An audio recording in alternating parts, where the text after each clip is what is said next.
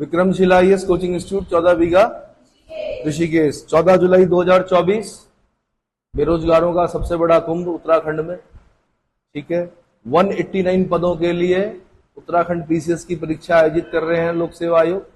ठीक है, तो प्रारंभ करने से पहले एक उद्धरण बता दूं गीता का कि अर्जुन ने भगवान कृष्ण से पूछा कि चंचलम ही मनो कृष्णा परमाथि बलवद्रढ़म तस्याहम निग्रहम मन्ये वायोरिवश दुष्क्रमा।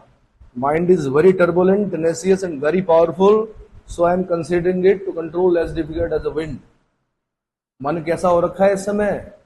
युद्ध से पहले पूछा ना उसने कि मेरा मन बिल्कुल चंचल हो रखा है, उसको कंट्रोल करना इतना ही कठिन हो रहा है जैसे हवा को कंट्रोल करना क्या होता है, कठिन होता है। तो चंचलम ही मनो कृष्णा परमाथि बलवद्रढ़म तस्याहम निग्रहम मन्ये वायोरिवश दुष्क्रमा। भगवान कृष्ण ने उत्तर दिया असंशयम ही महाबाहो मनो दुर्निग्रहम चलम अभ्यासेन तो कौन्तेय वैराग्येण च गृह्यते। यानी उन्होंने कहा ठीक है, माइंड को कंट्रोल करना कठिन होता है, बट अभ्यासेन तो कौन्तेय, अभ्यास करने से, क्या करने से? अभ्यास करने से हर एक चीज क्या है, संभव है। आदत डाल दो, आदत पड़ जाएगी। तो भाई 14 जुलाई 2024 के लिए उत्तराखंड पीसीएस के अभ्यर्थियों के लिए, खासकर हिमालय की आदित्यकाओं और उपत्यकाओं में बैठे हुए छात्र जिन्हें महंगी महंगी कोचिंग उपलब्ध नहीं हो पाती है, जो अपने आप से सेल्फ स्टडी करके क्या कर रहे हैं, इन पेपर में बैठ रहे हैं, उनके लिए एक रैपिड रिवीजन चला रहे हैं। आज भूगोल के बारे में कर रहा हूं मैं, थोड़ा सा विश्व का भूगोल जितना भी हो पाएगा। ठीक है, छोटी मोटी चीजें पता होनी चाहिए कि भूगोल के जनक की उपमा यानी फादर ऑफ ज्योग्राफी किसे कहा जाता है? इरेटोस्थनीज को कहा जाता है। भूगोल के पिता या भूगोल के जनक, फादर ऑफ ज्योग्राफी किन्हें कहा जाता है? इरेटोस्थनीज को कहा जाता है। ऐसे ही कभी कभी पूछता है आधुनिक भूगोल का जनक कौन है। वैसे इस प्रकार के प्रश्न अब नहीं पूछे जाते हैं, पर फिर भी कुछ भरोसा नहीं है ना, क्योंकि विविध शाखाएं लिख रखी है इन्होंने सिलेबस में। अगर यूनिट 2 में जाएंगे तो भारत में विश्व का भूगोल, उसमें विविध शाखाएं लिखी हुई हैं। इस प्रकार के प्रश्न पूछे जा सकते हैं। तो मैंने कहा आधुनिक भूगोल के जनक कौन है? अलेक्जेंडर वान हम्बोल्ट, बड़े महान ज्योग्राफर है, और इस महान ज्योग्राफर के नाम पर एक महासागरीय धारा का नाम भी है, हम्बोल्ट करंट। कहां पर है? अलेक्जेंडर वान हम्बोल्ट के नाम पर एक हम्बोल्ट करंट चलती है। कहां पर? पैसिफिक ओशन में। कहां पर? साउथ पैसिफिक ओशन में एक चलती है पेरुवियन करंट, कोल्ड करंट है, उसका नाम क्या है? हम्बोल्ट करंट है। ये आईएएस का क्वेश्चन रहा है कभी। ठीक है, ऐसे ही कभी पूछ लेता हूं मानव भूगोल के पिता कौन है? तो फ्रेडरिक रेडजेल है। कौन है? फ्रेडरिक रेडजेल है। ठीक, रुको और जाओ सिद्धांत किसे कहा जाता है? नवनिश्चयवाद को कहा जाता है। नवनिश्चयवाद। अब इतना समय नहीं है कि हम इसको पूरा डिटेल में पढ़ें, बट इसके जो प्रणेता है वो कौन है? ग्रिफिथ टेलर है। नवनिश्चयवाद के प्रणेता कौन है? ग्रिफिथ टेलर है। ठीक है, दो बड़े ग्रंथ हैं, इलियड और ओडिसी। इलियड और ओडिसी, इसकी रचना किसने की? एक यूनानी विद्वान थे, होमर, उन्होंने की। सीधे क्वेश्चन आंसर बता रहा हूं इस समय में। ठीक है, सबसे पहले विश्व का मानचित्र किसने बनाया? एनेक्सिमेंडर ने बनाया। किसने बनाया? विश्व का मानचित्र एनेक्सिमेंडर ने बनाया। और जो आपका ये है ग्लोब, ये किसने बनाया? मार्टिन बेहम ने बनाया। किसने बनाया? मार्टिन बेहम ने। अब क्योंकि उसने सिलेबस में दे रखा विविध शाखाएं, क्या दे रखा? विविध शाखाएं, तो इनका थोड़ा सा पता होना चाहिए आपको। तो व्यवस्थित भूगोल का जनक इरेटोस्थनीज है, भौतिक भूगोल का जनक पोलिडोनियस है, सांस्कृतिक भूगोल का जनक कार्ल ओ सावर है, भूगणितीय भूगोल के जो संस्थापक हैं वो थेल्स और एनेक्सिमेंडर हैं, क्षेत्रीय भूगोल के जनक कार्ल लिटर हैं, विश्व ग्लोब का निर्माता मार्टिन बेहम है, विश्व मानचित्र का निर्माणकर्ता एनेक्सिमेंडर है।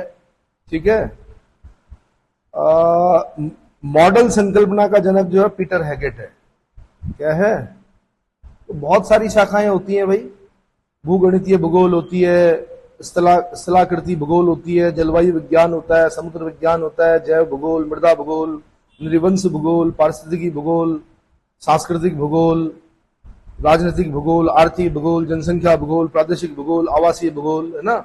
तो मैंने कहा कई शाखाएं हैं भौतिक भूगोल और मानव भूगोल, अगर हम उसको बांट देते हैं उसमें इतना नहीं जाते हैं। एक ये इस प्रकार के क्वेश्चन कभी कभी बन जाते हैं कि जैसे नवनियतिवाद, ये किसके प्रतिपादक कौन थे? तो जी टेलर थे। नवनियतिवाद के प्रतिपादक कौन थे? जी टेलर थे। सर्वाइवल ऑफ द फिटेस्ट, श्रेष्ठता की अतिजीविता, वही सर्वाइव करेगा जो क्या करेगा, जो श्रेष्ठ होगा। ये किसने कहा? चार्ल्स डार्विन ने कहा। नेचुरल सिलेक्शन का सिद्धांत किसने दिया? चार्ल्स डार्विन ने दिया। नियतिवाद हम्बोल्ट और रिटर ने दिया। संभववाद के जनक कौन है? विडाल डी ला ब्लाश है। पर्यावरणीय नियतिवाद के कौन है? रेडजेल हैं। रुको और जाओ, जो मैंने नियतिवाद बोला था आपको, उसके ग्रिफिथ टेलर हैं। जलवायु वर्गीकरण किसने किया? कोपेन ने। कोपेन का जलवायु वर्गीकरण मेंस में क्वेश्चन बनता है। कोपेन के जलवायु वर्गीकरण डिटेल पढ़ना पड़ता है, उसमें ABCD कुछ याद करने पड़ते हैं, जलवायु के हिसाब से उन्होंने कुछ रखे थे, है ना। हालांकि डी कैंडाल की नकल थी, वो एक वनस्पति शास्त्री थे, वेजिटेशन पर उन्होंने बनाया था, तो उन्हीं की नकल की थी किसने? डी कैंडाल, कोपेन ने। ठीक है, तो ऐसे मैंने कहा ये हल्के हल्के। वर्तमान भूत की कुंजी है, कभी IAS का क्वेश्चन रहा, ये किसने कहा? हटन ने कहा। ठीक है, और औद्योगिक अवस्थिति सिद्धांत, इंडस्ट्रियल लोकेशन थ्योरी किसकी है? वेबर की है। किसकी है? वेबर का स्थानीयकरण त्रिकोण या औद्योगिक अवस्थिति सिद्धांत। ठीक है, ऐसे ही मेगालोपोलिस शब्द किसने दिया? गॉटमैन ने दिया। किसने दिया? एक बड़ा इंपॉर्टेंट आता महाद्वीपीय विस्थापन सिद्धांत, ये किसने दिया? वेगनर ने दिया। इनका नाम याद रखना, वेगनर महोदय। इनका कौन सा सिद्धांत है? महाद्वीपीय विस्थापन सिद्धांत क्वेश्चन बन सकता है। सागर नितल प्रसारण सिद्धांत किसने दिया? आंसर हैरी हैश ने दिया। किसने दिया? हैरी हैश ने दिया। और प्लेट विवर्तनिक सिद्धांत, सबसे इंपॉर्टेंट जो इस समय सिद्धांत चलता है जिसको हम मानते हैं, वो कौन सा है? प्लेट टेक्टोनिक, इंग्लिश में प्लेट टेक्टोनिक बोलते हैं। प्लेट विवर्तनिक की सिद्धांत किसका? हैरी हैश का है। बाकी हृदय स्थल सिद्धांत मैकाइंडर का है। उसका है। तो इस प्रकार से कभी कभी पूछ लेता है कि हिस्टोरिया नेचुरलिया ये किसने लिखी थी? ये प्लिनी ने लिखी थी। प्लिनी विद्वान था, प्लिनी। उसकी किताब एक बार पूछी है कि हिस्टोरिया नेचुरलिया किसने लिखी? प्लिनी ने लिखी। एक बार किताबुल हिंद, भारत का भूगोल है, इसमें इतिहास में भी पढ़ते हैं, भूगोल में भी पढ़ते हैं। किताबुल हिंद किसने लिखी? अल बरूनी ने लिखी, है ना। मानसून की खोज किसने की? हिप्पालस ने की। किसने की? हिप्पालस ने की। जल्दी जल्दी सुनना है, अब क्या करना है? जल्दी जल्दी सुनना है, ठीक है। बाकी जो सिलेबस में दे रखा है उसमें दे रखा पृथ्वी और सौर मंडल। क्या दे रखा भाई? पृथ्वी और सौर मंडल। अब सौर मंडल सबसे इंटरेस्टिंग और सबसे बड़ा चैप्टर है, ठीक। क्या है? सबसे बड़ा चैप्टर है। तो थोड़ा सा पहले मैं सूर्य के बारे में बता दूं। सूर्य की जो आयु है वो 10 अरब वर्ष है, ठीक है। सूर्य की वर्तमान आयु 4.5 अरब वर्ष है। कुछ खास नहीं, यहां से नहीं बनेगा। सूर्य पर ऊर्जा का स्रोत है, ये पता नहीं कितनी बार मैंने क्वेश्चन देख लिया है, इसमें बच्चे कई बार गड़बड़ कर देते हैं। तो नाभिकीय संलयन, जब जो दो छोटे नाभिक मिलकर एक बड़े नाभिक का निर्माण करते हैं तो उसको क्या बोलते हैं? नाभिकीय संलयन। इंग्लिश में क्या बोलते हैं आप लोग? न्यूक्लियर, हाँ जी, न्यूक्लियर फ्यूजन, ठीक है। तो नाभिकीय संलयन, सूर्य पर ऊर्जा का स्रोत क्या है? नाभिकीय संलयन। जिस प्रकार किसी का भी जन्म होता है, युवा होता है, मृत्यु होती है, बूढ़ा होता है, वैसे सूर्य भी एक दिन मर जाएगा। तो सूर्य अंततः परिवर्तित होगा जब, तो क्या बनेगा? व्हाइट ड्वार्फ बनेगा, श्वेत वामन बनेगा। क्या बनेगा? तो इसके लिए डिटेल में जब हम पढ़ते हैं तो 1.4 ms चंद्रशेखर सीमा पढ़नी पड़ती है। मतलब द्रव्यमान देखा जाता है कि अगर किसी तारे का द्रव्यमान सूर्य के द्रव्यमान के बराबर है, ऐसा होगा, और अगर ज्यादा है तो ब्लैक होल बनेगा, है ना। तो हम अपने सूर्य की बात कर रहे हैं, ये क्या बनेगा? श्वेत वामन बनेगा। क्या बनेगा?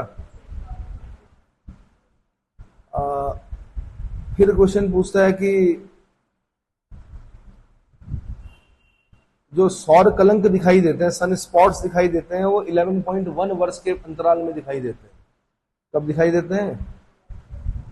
हाँ जी, 11.1 वर्ष के अंतराल में दिखाई देते हैं। तो समझ में आ गया? अच्छा, क्या है कि जो हमारा सूर्य है वो हमारी आकाशगंगा, हमारी आकाशगंगा का नाम क्या है? मंदाकिनी। हिंदी में बता रहा हूं, मंदाकिनी है। इसकी मध्यवर्ती घूर्णनशील भुजा पर अवस्थित है। यह पृथ्वी की भांति अपनी मंदाकिनी की परिक्रमा 250 मिलियन यानी 25 करोड़ वर्ष में करता है। कितने वर्ष में? 25 करोड़ वर्ष में करता है। इस अवधि को सौर वर्ष यानी कॉस्मिक ईयर कहा जाता है। कॉस्मिक ईयर कितने साल का हो गया? 25 करोड़ साल का। कितना हो गया? समझ में आ गया?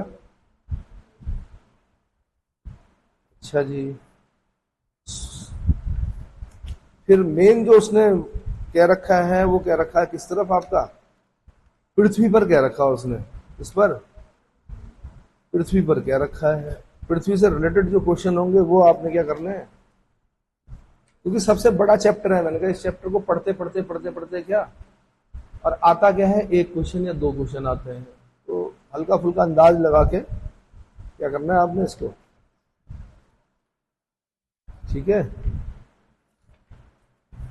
थोड़ा पृथ्वी पढ़ेंगे तो चंद्रमा भी पढ़ना पड़ेगा आपको। क्या पढ़ना पड़ेगा? चंद्रमा भी पढ़ना पड़ेगा। अब भाई सूर्य का निकटस्थ ग्रह कौन सा है? कई बार इतना आसान क्वेश्चन पूछ लेते हैं। कौन है भाई? बुध है। क्या बोलते हैं इंग्लिश में बुध को? अच्छा, क्या करते हैं बच्चे, फिर उसके बाद एक क्वेश्चन बनता है कि सबसे गर्म ग्रह कौन सा है। अब बच्चे कहते हैं कि जो सबसे निकट होगा सूर्य का वो गर्म होगा, लेकिन ऐसा नहीं है। सबसे गर्म ग्रह जो है वो शुक्र है, प्रेशर कुकर की दशाओं वाला ग्रह, ठीक है? और ऐसा क्यों है? क्योंकि वहां पर CO2 की मात्रा बहुत ज्यादा है। ग्रीन हाउस गैस होती है ना, CO2। भाई जो ग्रीन हाउस गैस है CO2, उसकी विशेषता क्या है? अगर मैं बोलूं जल वाष्प के बाद CO2 एक ऐसी गैस है जो सूर्य से आने वाले विकिरण यानी शॉर्ट वेवलेंथ वाली जो रेज है उनको आने देती है, लेकिन जो एक सतह, किसी भी ग्रह के सतह या पार्थिव विकिरण जो पृथ्वी से विकिरित जब होती है वापस जाती है, तो उसको क्योंकि लॉन्ग वेव्स में चेंज हो जाती है, वो तो लॉन्ग वेव्स वाली वेवलेंथ वाली को बाहर जाने नहीं देती, और इस प्रकार क्या होता है, एक ग्रीन हाउस इफेक्ट पैदा होता है। तो ऐसे ही ग्रीन हाउस इफेक्ट समझ लो कहां पर है? शुक्र पर है। तो सबसे गर्म ग्रह जो है शुक्र है, बुध नहीं है। बुध सबसे निकट का ग्रह है। क्या है? ध्यान रहेगा? नहीं रहेगा? तो CO2 और सल्फर डाइऑक्साइड शुक्र पर मिलते हैं आपके, है ना? पृथ्वी पर क्या मिलता है? सबसे ज्यादा जो गैस है वो नाइट्रोजन है, उसके बाद ऑक्सीजन है, उसके बाद ऑर्गन है। यहां से क्वेश्चन पूछता है कि पृथ्वी पर पाई जाने वाली सर्वाधिक मात्रा में जो इनर्ट गैस है वो कौन सी है? ऑर्गन है। कौन सी है? ऑर्गन, ठीक है? ऑर्गन के बाद फिर अन्य जो CO2 वगैरह जो गैसें होती है, ठीक है? शनि जो ग्रह है उसमें मीथेन और अमोनिया गैस मिलती है। क्या मिलती है? मेथेन प्रॉप ब्यूट पढ़ा होगा केमिस्ट्री में आपने। मीथेन, मीथेन यानी हाँ जी CH4 मीथेन, और अमोनिया गैस मिलती कहां पर? सैटर्न में। क्या मिलती है भाई? एक बार क्वेश्चन पूछा UPSC वालों ने, देखो ना कहां तक जाते हैं वो लोग, जहां पे हमारी सोच समाप्त हो जाती है वहां से वो सोचना शुरू करते हैं। उन्होंने कहा कि ऐसा कौन सा ग्रह है जिसको अगर सागर में डुबाएंगे तो वो डूबेगा नहीं? तो आंसर सैटर्न, क्योंकि उसका जो घनत्व है वो कितना है? 0.69। तो डेंसिटी है सैटर्न की, अरे भाई जो सैटर्न की डेंसिटी है वो 0.69 है। पानी की डेंसिटी 1 मानी जाती है, पृथ्वी की डेंसिटी जो है 5.52 है। 3 चीजें याद रखनी है आपने। पानी की डेंसिटी कितनी होती है? 1। पृथ्वी की डेंसिटी कितनी है? 5.52। कितनी? और सैटर्न की डेंसिटी है 0.69। तो सबसे कम डेंसिटी वाला ग्रह क्या हो गया? सैटर्न हो गया। इसका मतलब जैसे थर्मोकॉल को पानी में डालोगे तो सैटर्न को भी अगर डालो, वैसे तो इतना बड़ा समुद्र है नहीं फिलहाल हमारे पास तो नहीं है, पर अगर ब्रह्मांड में कहीं है तो उसमें डुबाएंगे अगर हम सैटर्न को तो वैसे ही ऊपर रहेगा जैसे थर्मोकॉल रहता है। क्लियर हो गया? ठीक। अच्छा जी, एक अरुण ग्रह है। अरुण क्या बोलते हैं? यूरेनस, पक्का? अरुण, वरुण, यम। यम को तो हटा दिया ग्रह से। अरुण को क्या बोलते हैं? यूरेनस। वरुण को बोलते हैं नेपच्यून। और एक वो जो प्लूटो था, है ना, हाँ, प्लूटो को, ठीक है। तो अरुण में कौन सी गैस पाई जाती है? इसमें भी मीथेन गैस पाई जाती है। कौन सी गैस पाई जाती है? मीथेन गैस पाई जाती है, ठीक है। अरुण की खोज की थी विलियम हर्शेल ने, और वरुण की खोज की थी लेवेरियर और एडमस ने, ठीक है। अब बुध में, बुध ग्रह जो है उसमें दिन का तापमान क्या? 390 डिग्री सेंटीग्रेड। कितना? 390 डिग्री सेंटीग्रेड। और रात का तापमान है -170 डिग्री सेंटीग्रेड। तो सोचो, दिन में तो तबाही है और रात को क्या है? -170 डिग्री सेंटीग्रेड, माइनस में 170, यानी दोनों का जो डिफरेंस है दिन और रात का, वो बहुत ज्यादा है। क्या है? बहुत ज्यादा है। शुक्र का जो है टेम्परेचर वो 475 डिग्री सेंटीग्रेड रहता है टेम्परेचर। कितना? तुम कह रहे हो 45 में, डर जा रहे हो कि 45 हो गया जी ऋषिकेश का टेम्परेचर, 46 हो गया जी, और फिर आपको डरा भी रहे कि 60 में मर जाता आदमी। हालांकि अल अजीजिया कहां पे? लीबिया में, और जैकोबाबाद पाकिस्तान में 58 डिग्री सेंटीग्रेड को पार कर गया था टेम्परेचर, यानी 59 डिग्री सेंटीग्रेड तक टेम्परेचर रहा है जैकोबाबाद पाकिस्तान में। समझ में आया? तो अब ऐसा ही होना है। पेड़ काटे ना आप लोगों ने, फर्नीचर बनाया सुंदर सुंदर, अब ऐसा ही होगा। तो शुक्र का मैंने बता दिया भैया कितना है, 475 डिग्री सेंटीग्रेड। पृथ्वी का जो औसत तापमान है वो 22 डिग्री सेंटीग्रेड है। इतना ही है। एनवायरमेंटलिस्ट बैठे हैं हमारे साथ, 22 डिग्री है। और 2050 तक कितना हो जाएगा ये? अरे भाई 1% पे ही ना जितनी भी हिम टोपियां हैं पृथ्वी की वो सब पिघल जाएंगी, सागर तल बढ़ जाएगा। सबसे ज्यादा नुकसान ऑस्ट्रेलिया को होगा। उसके सारे बड़े शहर कहाँ हैं? किनारे किनारे, पर्थ किनारे है ना। और क्या है, ये क्वेश्चन बन चुका है कि किस महाद्वीप पर सबसे ज्यादा नुकसान। तो सभी, हमारा मुंबई अगर चेन्नई डूब गया तो नुकसान तो हमें भी है, पर सबसे बड़े शहर जो ऑस्ट्रेलिया के किनारे किनारे, उसको बहुत नुकसान होगा, ठीक है। विश्व की आधी जनसंख्या प्रभावित हो जाएगी क्योंकि तटीय क्षेत्रों में रहती है ना। सबको गंगा व्यू चाहिए भाई, पता नहीं क्या तटों पर रहना है या नदी के किनारे भी रहना, तो व्यू किस तरफ होना चाहिए? सी व्यू, या गंगा जी के किनारे रहना तो गंगा व्यू। चलो, हालांकि पुराने लोग बोलते थे कि नदी के किनारे सभ्यताएं बहुत लंबी नहीं रहती। आज जहां हम बैठे हैं हो सकता है आने वाले समय में वहां से क्या हो, नदी बहे। चलो, अब इसके बाद अगर मैं बात करूं किसकी? झुकाव की। तो पृथ्वी का जो झुकाव है 23.5 डिग्री। यहां से क्वेश्चन बनता है पृथ्वी अपनी अक्ष पर कितनी झुकी हुई, तो बोलेंगे 23.5 डिग्री। और अगर बोल दिया पृथ्वी अपने कक्ष पर कितनी झुकी हुई, तो 66.5 डिग्री। तो अक्षर कक्ष में गायब हो जाता है, गड़बड़ हो जाता है बच्चों का। अक्ष का मतलब होता है एक्सिस, अक्ष का मतलब क्या होता है, और कक्ष का मतलब होता है ऑर्बिट। ऑर्बिट वाला जो पाथ है उस पे, मतलब ऐसे अगर मैं निकालूं, मैं आप लोगों को तो दिखा सकता हूं, औरों को नहीं दिखा सकता। इसमें जो है वो ऐसे में क्या झुकी हुई, मतलब बीच में से अगर सेंटर से मैं एक लाइन ले जाऊं तो 66.5 डिग्री झुकी। क्लियर हो गया? अक्ष पर 23.5, कक्ष पर 6.5, और लगभग लगभग ऐसे ही झुकाव किसका? मंगल का। वो 25 डिग्री 12 मिनट पर झुका हुआ है। कितने पे झुका हुआ? हमसे थोड़ा ज्यादा झुका हुआ, ठीक है भाई। सबसे ज्यादा झुकाव किसका? लेटा हुआ है कुल मिला के एक तरह से अरुण। अरुण जो है लेटा हुआ ग्रह है।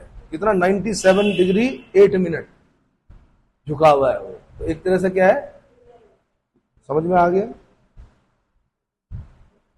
घनत्व तो मैंने बता ही दिया। पृथ्वी का याद रखना है 5.52, पानी का याद रखना है 1, और सैटर्न का याद रखना है 0.69। जीरो बोलने की जरूरत नहीं, 0.69।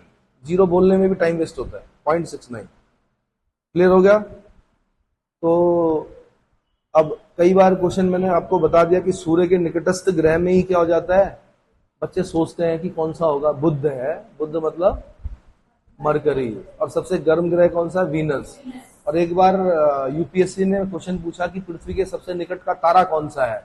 उस पर भी हम लोगों ने दिमाग लगाया। कारण ये था, हमने कहा यार यूपीएससी है, कुछ भी कर सकती है, तो भाई जो दिखाई देता हमें वही तो होगा सबसे निकट का तारा, है ना, हमारा सूर्य है।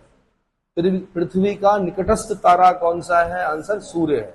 क्लियर हो गया? सबसे ज्यादा तापांतर वाला ग्रह कौन सा है? तापांतर मतलब दिन और रात के में ताप में जो अंतर आता है वो बुध है। कौन सा है?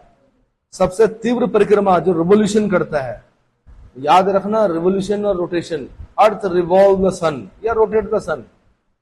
अर्थ rotate on its axis and earth revolve the sun. तो रिवॉल्व मतलब सन के अराउंड। रिवॉल्वर कोर्ट ने बनाई थी, आज तक उसका कोई सानी नहीं है। ये भी क्वेश्चन बना, रिवॉल्वर किसने बनाई? ऐसे ही मैंने बता दिया बीच में। रिवॉल्व मतलब सन के चारों ओर घूमना। क्या? सन के। तो यानी सबसे ज्यादा रिवोल्यूशन, सबसे तीव्र रिवोल्यूशन वाला ग्रह कौन सा है? बुध है। 88 दिन में अपनी परिक्रमा पूरा कर देता है। ऐसे लोग अच्छे होते हैं जो जल्दी काम अपना कर देते हैं, सुबह जल्दी उठते हैं, जल्दी रिविजन कर दिया, है ना।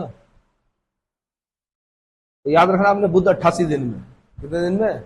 88 दिन में। अब ये मजाक समझते हैं जब मैं बोलता हूँ सुबह उठो भाई। जिनकी सुबह जल्दी होती है उनके सारे काम जल्दी हो जाते हैं, सिर्फ एक चीज देर में होती है। ऐसे लोग देर में मरते हैं। अब आपकी इच्छा है, देर में क्यों मरते हैं? स्वस्थ रहते हो, बुढ़ापे तक रहते हैं जीवित। सर्वाधिक गर्म ग्रह मैंने बता दिया, शुक्र है। सर्वाधिक चमकीला ग्रह क्या है? शुक्र है। भोर का तारा किसको बोलते हैं? शुक्र को भी बोलते हैं, कभी कभी बुध को भी बोलते हैं, वैसे शुक्र को बोलते हैं। शाम का तारा, इवनिंग स्टार कौन है? शुक्र है। पृथ्वी का जुड़वा ग्रह कौन सा है? शुक्र है। पृथ्वी का जुड़वा, ट्विन, अर्थ ट्विन किसे कहा जाता है? शुक्र को। न्यूनतम घूर्णन गति वाला ग्रह कौन सा है? शुक्र है। घूर्णन गति क्या? रोटेशन वाला। ये मैं रिवोल्यूशन नहीं बोल रहा हूं, मैं एक्सिस पर जो रोटेट कर रहा है, शुक्र क्या करता है? न्यूनतम घूर्णन गति वाला ग्रह कौन सा? शुक्र है। लगभग समान घूर्णन एवं परिक्रमा अवधि वाला ग्रह कौन है? शुक्र है। पृथ्वी की बहन या पृथ्वी का जो बहन वाला जो ग्रह, सिस्टर प्लेनेट है, वो शुक्र है। प्रेशर कुकर की दशाओं वाला जो ग्रह है वो शुक्र है। ये pressure cooker Uttar Pradesh pieces वालों ने पूछा। अब हमारी समझ में नहीं आया शुरू में, उस जमाने में, कि प्रेशर कुकर क्यों बोल रहा है। तो प्रेशर कुकर मतलब भाई CO2 की मात्रा ज्यादा है, अर्थ का जो विकिरण, सॉरी, जो सोलर रेडिएशन है वो अंदर जाता है लेकिन बाहर नहीं आ पाता CO2 की वजह से। ठीक है। अच्छा, अब क्या होता है कि हम पढ़ते हैं पृथ्वी की बहन कौन? शुक्र। और फिर बोलता पृथ्वी सदृश ग्रह कौन सा है? आंसर मंगल। मैंने कहा पृथ्वी 23.5 डिग्री झुकी हुई है, मंगल आपका 25 डिग्री 12 मिनट में झुका हुआ है। सदृश मतलब एक जैसा, उसके जैसा दिखने वाला, पृथ्वी के जैसा दिखने वाला ग्रह कौन सा है? पृथ्वी सदृश ग्रह कौन सा है? मंगल। याद रहेगा, सदृश। सदृश मतलब, दृश्य मतलब, सा मतलब एक समान दिखाई देने वाला ग्रह कौन सा है? मंगल। पृथ्वी के लगभग समान दिन अक्षीय झुकाव वाला ग्रह कौन सा है?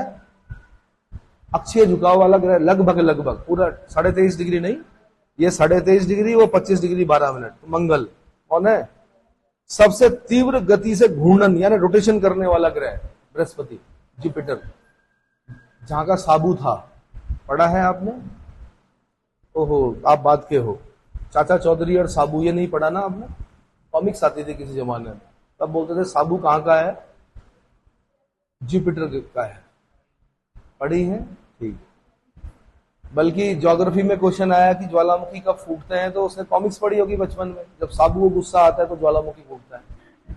उसने कही ज्वालामुखी साबू को गुस्सा आने से फूटता है। चलो, तो पहले जमाने की बात कर रहा हूँ, कॉमिक्स चलती थी। अब तो आप कार्टून वार्टून देख के बड़े हुए, और वो भी ऐसे बच्चे को देख के बड़े हुए जो अपना होमवर्क नहीं करता। नोबिता, इसीलिए आपके अंदर नोबिता है, सबके अंदर। गैजेट्स ढूंढते हो आप लोग। तो सबसे तेज घूर्णन करने वाला ग्रह, यानी मैंने कहा न्यूनतम घूर्णन करने वाला ग्रह कौन सा था भाई? शुक्र। न्यूनतम घूर्णन गति कौन सा था? शुक्र। और अधिकतम घूर्णन गति करने वाला ग्रह कौन सा? जुपिटर, बृहस्पति। क्लियर हो गया? मास्टर ऑफ गॉड्स किसे कहा जाता है? Master of gods. अरे गुरु कौन है? गुरुवार बोलते हो आप? बृहस्पति। बृहस्पति को गुरु भी बोला जाता है।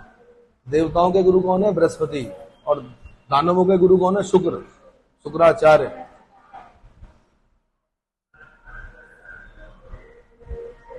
ठीक है जी। और लघु सौर तंत्र यानी मिनिएचर ऑफ सोलर सिस्टम वाला ग्रह कौन सा है? आंसर बृहस्पति। गैस का गोला कौन है? सैटर्न। सैटर्न गैस का गोला कौन है? Globe of gases. इसीलिए वहां का जो डेंसिटी है वो बहुत कम है। इसीलिए मैंने बोला उसको सागर में डालेंगे तो क्या हो जाएगा? डूबेगा नहीं, थर्मोकॉल की तरह ऊपर तैरेगा। ठीक है भाई। सर्वाधिक चपटा ग्रह कौन सा है? ऑबलेट ग्रह कौन सा है? सैटर्न। ऑबलेट। सबसे चपटा ग्रह कौन सा है? शनि। आकाश गंगा सदृश ग्रह यानी गैलेक्सी लाइक प्लेनेट कौन सा है? सैटर्न। गैलेक्सी लाइक प्लेनेट कौन सा है? सैटर्न। सुन लो भाई, पेपर है आपका, बार बार याद दिलाना पड़ रहा है मेरे को। ठीक है। ग्रहों एवं सूर्य की घूर्णन की दिशा पश्चिम से पूर्व एंटी क्लॉकवाइज होती है। घूर्णन की जो दिशा होती है वो क्या होती है? Anti clockwise. सैटर्न के इस समय 82 उपग्रह हैं। बृहस्पति के पास इस समय 79 उपग्रह हैं। अब खोज होती रहती है। हम तो तब से पढ़ रहे हैं जब 22 थे। क्या थे? तो कभी आंसर होता था सैटर्न के सबसे ज्यादा है, कभी आंसर होता था बृहस्पति के सबसे ज्यादा है। अभी सैटर्न के 82 पता है हमें, और जुपिटर के हमें कितना पता है? 79। अरुण के 27 है, वरुण के 14 है, मंगल के 2 हैं। मंगल के 2 कौन से हैं?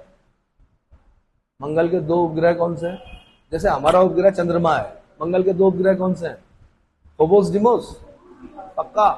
पक्का देख लो, एक बार चेक कर लो। पृथ्वी के पास केवल एक उपग्रह है, वो कौन सा? चंद्रमा। कौन सा है? चंद्रमा। सोना नहीं है। ठीक है भाई। मंगल के फोबोस डिमोस हैं। बृहस्पति के पास है गैनीमेडा। क्या है? कैलेस्टो। गैनीमेडा बहुत बड़ा है, जो बृहस्पति का उपग्रह है गैनीमेडा, है ना। इसका व्यास जो है 5260 किलोमीटर है। कैलेस्टो। यूरोपा। यूरोपा भी किसका? बृहस्पति का है। सैटर्न के जो है 82 है, तो टाइटन है इसका। कौन है? टाइटन है, रिया है, लापटस है, इंसेलाइड है। इंसेलाइड। ठीक है। अरुण का जो है वो टाइटेनिया है। अरुण का क्या है? टाइटेनिया।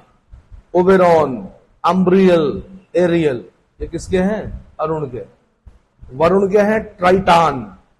ट्राइटान। एक है लारिस, एक है प्रोटियस। बस जैसे जैसे खोज होती रहती है हमारा बर्डन बढ़ता जाता है, याद करने होते हैं। ठीक है भाई।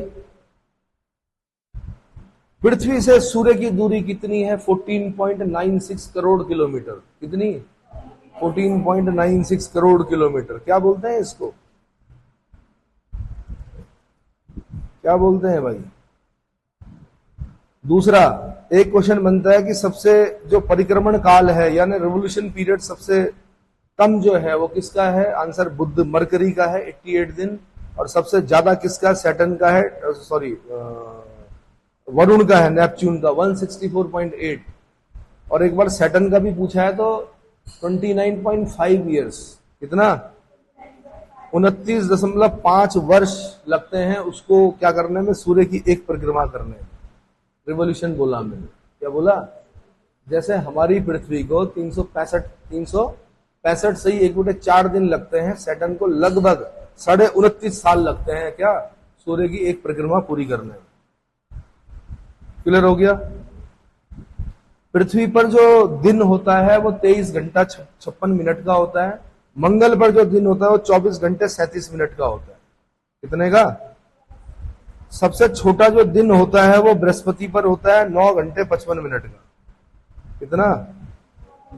9 घंटा, क्योंकि बहुत तेज घूमता है वो अपनी अक्ष पर, तो 9 घंटे में ही क्या हो जाता है? उसकी एक्सिस पे पूरा घूम जाता है, तो 9 घंटे 55 मिनट। बाकी सब इससे ज्यादा है। शुक्र पर तो 243 दिन का होता है एक दिन, यानी अपनी एक्सिस पर वो 243 दिन लगाता है घूमने में। समझ में आया? इसीलिए मैंने कहा घूमता भी उतने ही दिन में है, और जो चक्कर लगाता है क्या रिवोल्यूशन, वो 225 दिन, यानी अपनी एक्सिस पर घूमने में उसको 243 दिन लग रहे हैं, और 225 दिन वो परिक्रमा कर रहा है सूर्य की। यानी उसका रिवोल्यूशन और रोटेशन लगभग क्या है? सेम। किसका? शुक्राचार्य, शुक्र का। इसका एक बार क्वेश्चन पूछा उसने, एस्ट्रॉइड्स जो होते हैं क्षुद्र ग्रह, सुना है? किसके बीच पाए जाते हैं? तो आप शुक्रिया अदा कीजिए कि मंगल, हम मतलब बुध शुक्र पृथ्वी मंगल बृहस्पति, मंगल और बृहस्पति के बीच में ये पेटी है, तो जितने भी गिरते हैं वो मंगल पे गिरते हैं, बृहस्पति पे गिर जाते हैं, इसलिए हम बच गए। फिर भी छोटे मोटे गिरते रहते हैं, है ना, पर बड़े जो हैं वो मंगल अपने आप में क्या करता है, या बृहस्पति खींच लेता है अपनी ओर। तो मंगल और बृहस्पति के मध्य करोड़ों किलोमीटर क्षेत्र में भिन्न भिन्न आकार के पिंडों की पट्टियां हैं, और वो इतने बड़े बड़े पिंड हैं कि अगर वो पृथ्वी से टकरा गए डायरेक्ट तो समझ लीजिए फिर हजारों न्यूक्लियर बॉम्ब से जो एनर्जी रिलीज होती है उससे भी ज्यादा रिलीज होगी। और जैसे पहले डायनासोर गायब हुए थे ना, तो फिर जीवन जो होगा पृथ्वी पर वो सब क्या हो जाएगा, समाप्त हो जाएगा। फिर शुरू करना पड़ेगा अमीबा से, है ना, यूनिसेलुलर, वहां से शुरू होगा फिर। तो इस प्रकार से पढ़ना है भाई आपने, ठीक है। धूमकेतु से क्वेश्चन बनता है भाई, क्या बनता है?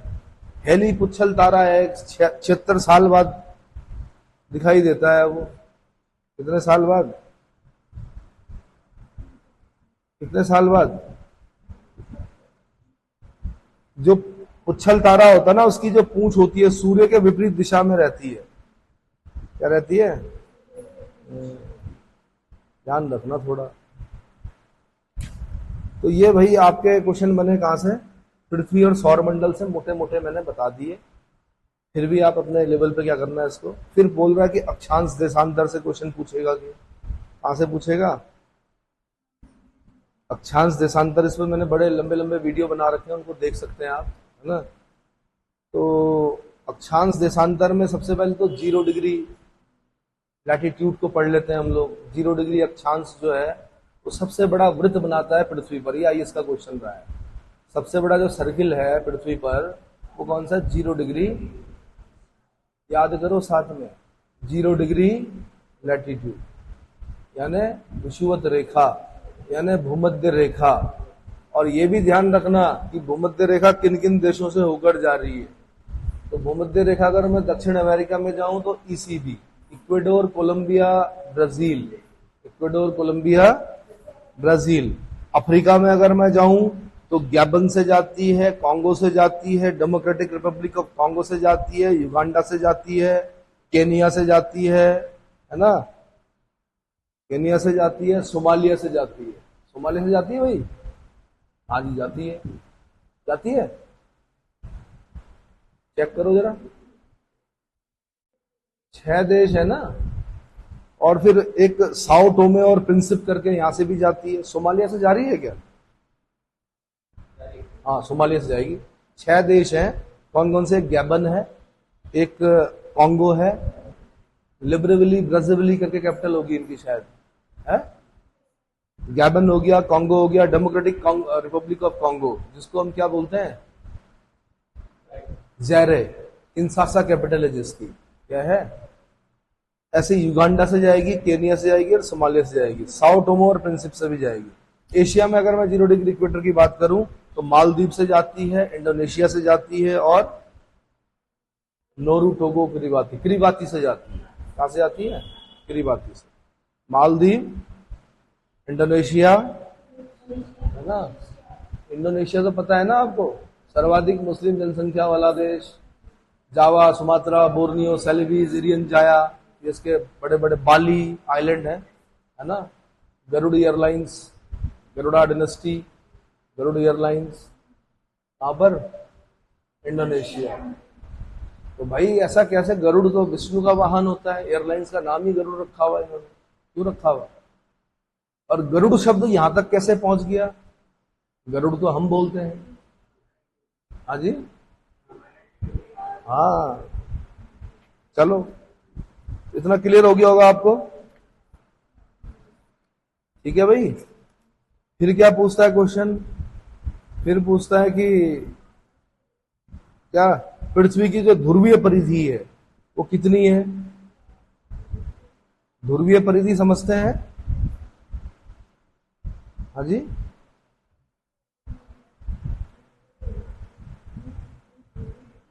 ध्रुवों से अगर परिधि लें, परिधि मतलब सरकमफेरेंस, अगर ऐसा, क्योंकि दोनों तरफ से चपटी है तब कम आती है, और अगर विषुवत रेखा पर अगर हम लें तब ज्यादा आती है। एक एवरेज निकालना पड़ता है। परिधि मतलब सरकमफेरेंस, परिधि मतलब सरकमफेरेंस। कोई बताएगा मेरे को कितनी है? 0 डिग्री इक्वेटर पर अगर आप चलते रहोगे तो कितने किलोमीटर चलना पड़ेगा आपको? 40,000 किलोमीटर से ज्यादा चलना पड़ेगा। जरा मुझे बताओ कितना लगभग, देखो तो। 40,000 पक्का? और 0 डिग्री लॉन्गिट्यूड पर अगर आप चले तो इधर से 0 डिग्री की लॉन्गिट्यूड पर चलोगे, ठीक उसके पीछे 180 डिग्री लॉन्गिट्यूड पर मन आप चल रहे हो, चलोगे कैसे? बीच बीच में तो सागर भी पड़ेंगे। और मैं बोल रहा हूं कि अगर उस पर आप पूरी डिस्टेंस कवर करते हो ध्रुवीय परिधि, तब वो 40,008 किलोमीटर पड़ती है। लेकिन अगर आप इक्वेटर पर चलते हो 40,075 किलोमीटर पड़ती है।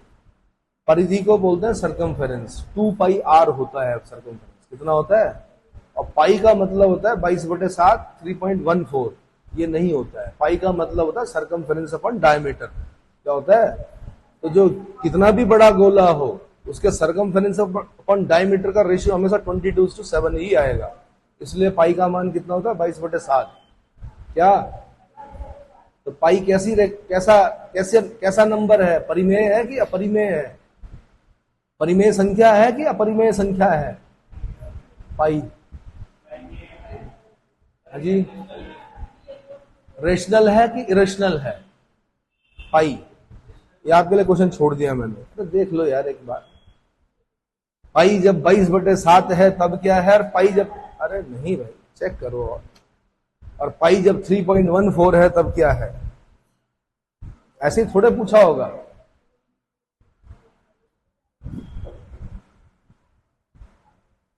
ठीक है, अब अगर आप लैटिट्यूड पर देखो भाई, टोटल लैटिट्यूड्स कितने हैं? एक तो हो गया 0, तो 90 ऊपर होते हैं, 90 नीचे होते हैं। 90 का मतलब 90 वाला जो पॉइंट होता है ना, वो एक बिंदु होता है खाली, नीचे भी एक बिंदु होता है। तो वैसे कितने होने चाहिए? वैसे अगर दो बिंदुओं को अगर हम लाइन ना लें, दो बिंदु हटा दे, तो कितने होने चाहिए? 179 होने चाहिए। कितने होने चाहिए?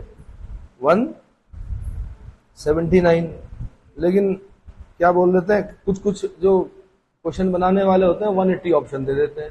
तो 180 भी आंसर, 179 सही है वैसे आंसर। क्या है? 179। हाँ जी, रेशनल है कि इरेशनल है? ठीक है जी। तो मैंने कहा अगर आपको 0 डिग्री इक्वेटर से 1 डिग्री इक्वेटर तक सीधे ऊपर की तरफ जाना हो तो कितने किलोमीटर चलना पड़ेगा आपको? 111 किलोमीटर चलना पड़ेगा आपको। कितना? 111.13 किलोमीटर चलना पड़ेगा। कितना? 111.13 किलोमीटर चलना पड़ेगा। 40,076 किलोमीटर है भाई, वो जो आपने 0 डिग्री इक्वेटर बताया मुझे। बुक्स में जो बता रहा है 75 76 दोनों मिल रहा है वो। ठीक है, चलो जी। फिर थोड़ा सा आपको पता होना चाहिए किसके बारे में? हाँ जी, किसके बारे में पता होना चाहिए? कर्क रेखा के बारे में। किसके बारे में? कर्क रेखा के बारे में। ट्रॉपिक ऑफ कैंसर बोलते हैं उसको। 23.5 डिग्री नॉर्थ लैटिट्यूड को बोलते हैं कर्क रेखा। किसको बोलते हैं? Tropic of cancer. और आप लोग बहुत पुरानी सभ्यता हो, आप कर्क संक्रांति भी मनाते हो, मकर संक्रांति भी मनाते हो, है ना? आपके यहाँ की जनजातियां भी मनाती हैं उत्तराखंड में हमारे। कौन? मकर संक्रांति और कर्क संक्रांति त्योहार कौन मनाता है? अरे तुक्कों के तीर मत मारो अब। कौन मनाते हैं? पहुंचे वहां तक? रांची तक पहुंचे? ढूंढो किताब में। मकर संक्रांति तो पूरा देश मनाता है, कर्क संक्रांति कौन मनाता है? राजी जनजाति के लोग मनाते हैं शायद, चेक कीजिए। तो कर्क रेखा कहां कहां से होकर जाती है भाई? सुनो, हवाई द्वीप से जाती है। Hawaiian island is a 5th, कौन सा? 50वां राज्य है किसका? अमेरिका का। क्योंकि 49वां राज्य कौन है? Alaska. 50th state of USA Hawaiian island. राजधानी कहाँ है? होनोलुलु। होनोलुलु कैपिटल है उसकी, है ना। वॉल्केनो है वहां पे, मोना की वॉल्केनो है। कौन सा? मोना लोआ। कौन सा वॉल्केनो है? मोना लोआ वॉल्केनो है। पाइनएप्पल होता है बड़ा अच्छा हवाईन आइलैंड। क्या होता है? तो नॉर्थ अमेरिका से कौन जाता है? हवाईन आइलैंड से जाती है, सॉरी मतलब कर्क रेखा कहां कहां से जाती है? हवाई द्वीप से जाती है, मैक्सिको से जाती है। मैक्सिको समझ गए? कहा? अमेरिका के जस्ट नीचे जो देश है वो मैक्सिको है। अमेरिका और मैक्सिको के बीच में एक नदी बिल्कुल सीमा बनाती है। कौन सी है वो? देखो तो जरा, बॉर्डर बनाती है। यानी अगर आपको, हाँ, राइट साइड में मैक्सिको और यूएसए के बीच में एक नदी क्या बनाती है? बॉर्डर बनाती है। कौन सी नदी है वो? ढूंढो तब तक। ठीक है, मैक्सिको से जाती है। फिर अफ्रीका में अगर मैं बोलूं तो इजिप्ट से जाती है, लीबिया से जाती है, नाइजर से जाती है, अल्जीरिया से जाती है, माली से जाती है, वेस्टर्न सारा से जाती है, मरतानिया से जाती है। कौन? Tropic of cancer. Bahamas Nassau. Bahamas Nassau, हाँ, बाहामास की कैपिटल है नसाउ। एशिया में अगर मैं बोलूं तो ताइवान से जाती है, चीन से जाती है, म्यांमार से जाती है, Bangladesh, Bharat, Oman, UAE, United Arab अमीरात और सऊदी अरब। भारत में अगर मैं बोलूं तो 8 राज्यों से जाती है ट्रॉपिक ऑफ कैंसर। वो कौन कौन से हैं? Number 1 Gujarat, number 2 Rajasthan, number 3 Madhya Pradesh, number 4 Chhattisgarh. बोलो बोलो जल्दी बोलो। हाँ, त्रिपुरा और मिजोरम। पश्चिम बंगाल के बाद त्रिपुरा। ये याद करना पड़ेंगे आप 8 राज्य कौन कौन से हैं। ये भी याद करना पड़ेगा कि सबसे ज्यादा कहां कवर कर रही है किस राज्य को। अरे भैया इन राज्यों से जा रही है, तो त्रिपुरा से तो थोड़ी सी जा रही, मिजोरम से भी थोड़ी सी जा रही, तो सबसे कम कहां से जा रही है और सबसे ज्यादा कहां से जा रही? क्या? सबसे कम कहां से जा रही? अरे ट्रॉपिक ऑफ कैप्रिकॉर्न नहीं हमारे लिए उतना इंपॉर्टेंट, कैंसर है इंपॉर्टेंट हमारे लिए। क्या है? ट्रॉपिक ऑफ कैंसर, क्योंकि हमारे देश के बीच से होकर जा रही है लगभग। तो सबसे ज्यादा कहां से जा रही, सबसे कम कहां से जा रही? एटलस में देख के मत बोलो, मुझे प्योर डेटा चाहिए। मध्य प्रदेश से है, जबलपुर उसके बगल में, इंदौर उसके बगल में, भोपाल। आप लोग बोल रहे ना ऋषिकेश में गर्मी हो रही, कभी जाना जबलपुर जाना इस समय, इंदौर जाना, भोपाल जाना, औरंगाबाद, वडोदरा, पुणे, बंगलुरु, चेन्नई। ये क्या है? प्रमुख नगरों की अक्षांश से देशांतरीय स्थिति बता रहा है ये। जबलपुर, इंदौर, भोपाल, ये अच्छा, ये तो अलग चीज है अभी। 23 and 11 degree north, 79.95 degree east.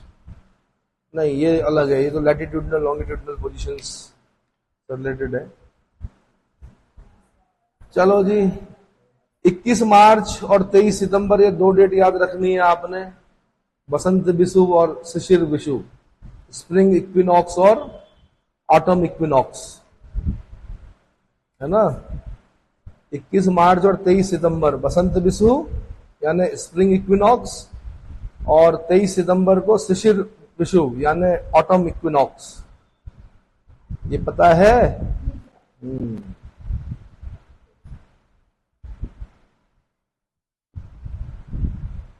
ठीक है। सॉलिस्टिस 23 सितंबर और 21 मार्च तक दक्षिणी ध्रुव, 6 महीने की रात, 6 महीने का दिन, 22 दिसंबर, 23 सितंबर, है ना। फिर भाई अगर मैं देशांतर की बात करूं, क्या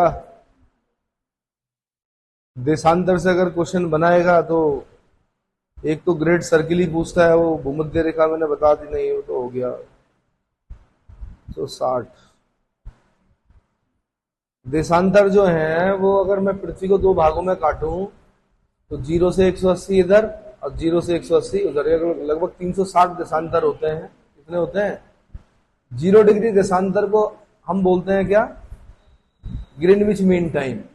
क्या बोलते हैं, और ठीक उसके पीछे 180 डिग्री लॉन्गिट्यूड को बोलते हैं इंटरनेशनल डेट लाइन।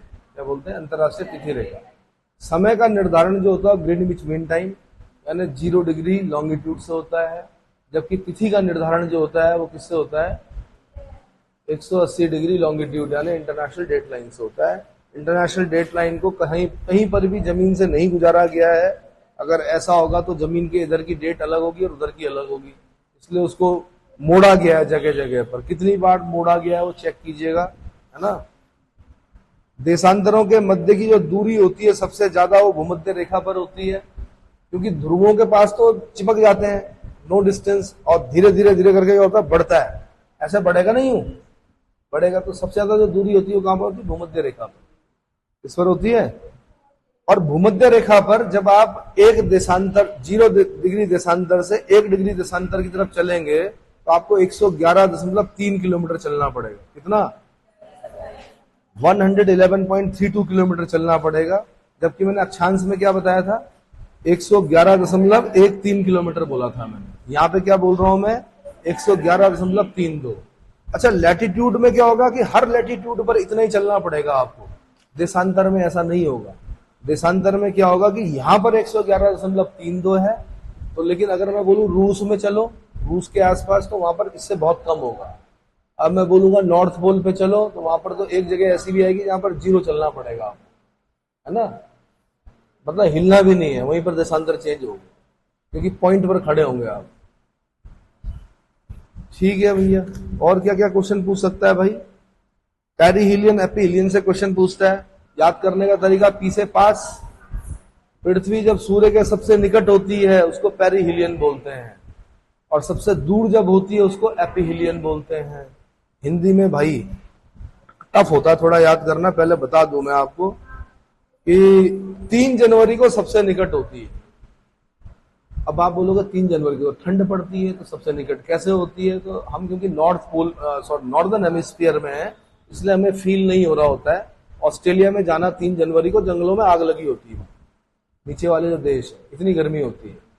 तो 3 जनवरी को पृथ्वी सबसे निकट होती है सूर्य के। इसको हिंदी में क्या कहते हैं भाई, अब उपसौर बोलते हैं इसको,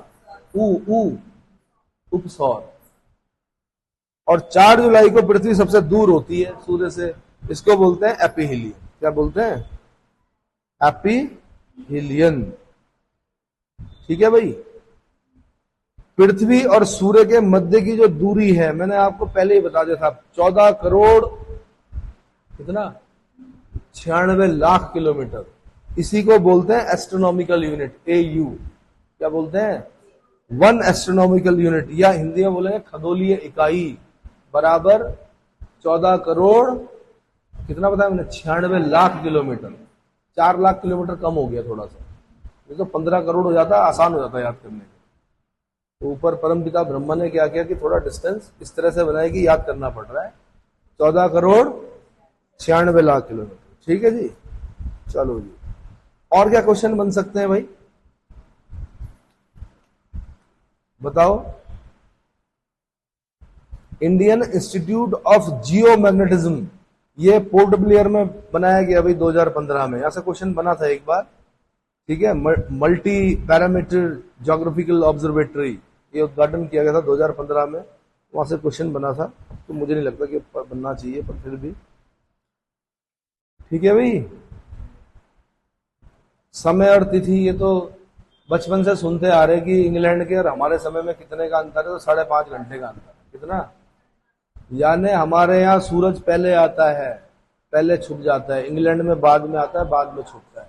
तो उस उनके और हमारे बीच के समय में कितना है, 5.5 घंटे का अंतर है। अब मैं बिना बोर्ड के नहीं समझा सकता। 1 डिग्री में 4 मिनट का अंतर होता है, 15 डिग्री में 1 घंटे का अंतर होता है। क्या होता है, 15 डिग्री में 15 चको 60 मिनट का अंतर होता है। 60 मिनट को ही हम 1 घंटा बोलते। ठीक है, तो बोर्ड पे मैंने मेरी क्लास देख लीजिएगा, उसमें पूरा समझा रखा। फर्स्ट या सेकंड जो क्लास है मैंने जब स्टार्ट किया था, उसको देखेंगे तो उसमें समझ में आ जाएगा। ठीक है, चलिए जी, अब और क्या बताऊं, क्या क्या क्वेश्चन बन सकते हैं और। हाँ जी,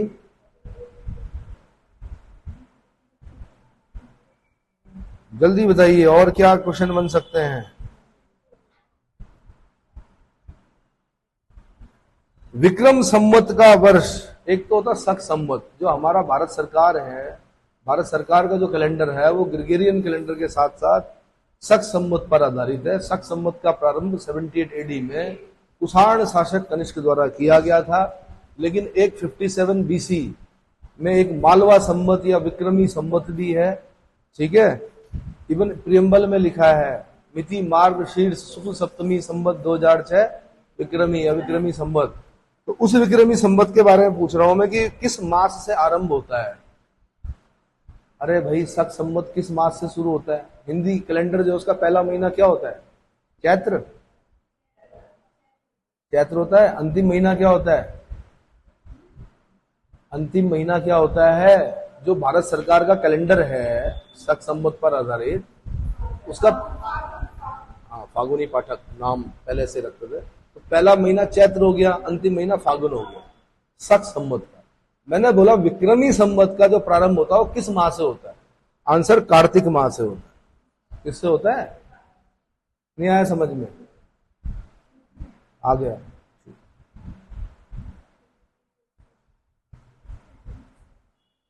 ठीक है भाई, बताने के लिए तो बहुत कुछ है, उसके लिए तो फिर क्या और क्या है। अंतरराष्ट्रीय तिथि रेखा है ना 1884 से, इंटरनेशनल डेट लाइन 180 डिग्री देशांतर, इस पर भी क्वेश्चन बनते हैं भाई बहुत सारे। सौर दिवस, सौर माह, सौर वर्ष, ये तीन चीजें होती हैं। सौर दिवस जो होता है 24 घंटे की अवधि को सौर दिवस कहते हैं, सोलर डे। सौर माह बोलते हैं 23 घंटे 56 मिनट और 4.099 सेकंड का जो समय होता है वो साइडल डे कहलाता है। 365 दिन का सौर वर्ष होता है, लीप वर्ष में 366 दिन का होता है ना। तो क्वेश्चन बन जाते हैं कई बार। भाई भूमध्य रेखा पर कब चमकता है लंबवत सूर्य? एक तो 21 मार्च को, एक 23 सितंबर को। सुन लो, सूर्य की किरणें जो है ना वो मकर रेखा से कर्क रेखा के बीच में ही क्या 90 डिग्री का एंगल बनाती हैं, और वो जब एक बार तो जाते हुए 0 डिग्री इक्वेटर पर चमकेगा, एक बार फिर वापस आते हुए, तो 2 बार। वो डेट याद रखनी है आपने, 21 मार्च और 23 सितंबर। 21 मार्च और 23 सितंबर, ठीक है। 21 मार्च और 23 सितंबर को सूर्य भूमध्य रेखा पर लंबवत चमकता है। दोनों गोलार्धों में सभी अक्षांशों पर दिन और रात की अवधि जो होती है बराबर होती है। क्लियर हो गया? ठीक। और क्या है सिलेबस में? परिभ्रमण, परिक्रमण, ग्रहण, महाद्वीप, पर्वत, पठार और बहुत सारी चीजें है ना।